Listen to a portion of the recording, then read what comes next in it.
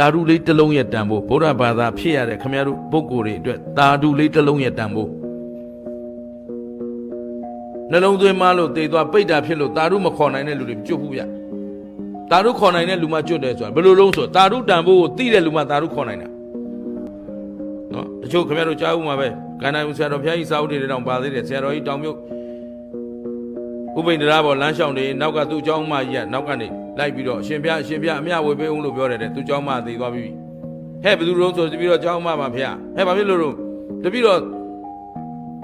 မကြွဘူးဒီနားမှာရှိနေတယ်ဘာဖြစ်လို့နေရမကြွရတော့ဟိုတနေ့ကနေအတွက်ရေသက်ချအမြဝေပြီးဟုတ်တယ်တဲ့အဲ့ဒါတပည့်တော့တငယ်ချင်းတွေနဲ့ပါသွားလို့သာဓုခေါ်ဖို့မရှိဘူးတဲ့ရှင်ဘုရားအမြဝေပေးမှဖြစ်မှာတဲ့ဆိုတော့အမြဝေတော့သာဓုခေါ်တယ်ရပြီဖះအရှင်ဘုရားရပြီကျွတ်ပြီအကြောင်းမဲ့တယ်မဟုတ်ဒီလိုဝတ္ထုတွေအများကြီးရှိတယ်ပေတဝတ္ထုတွေမှာအများကြီးရှိတယ်ဒါပေမဲ့အဲ့ဒီသာဓုအကြောင်းကိုသိမှခင်ဗျားတို့သာဓုခေါ်နိုင်တာသဘောပေါက်လားဘယ်လောက်အမြဝေတော့ဒီအိန္ဒိယသေရအထွက်ကိုမသွားဘူးဘယ်ထွက်မဲ့သူသာဓုခွာကောင်းမှန်းကိုမသိဘူး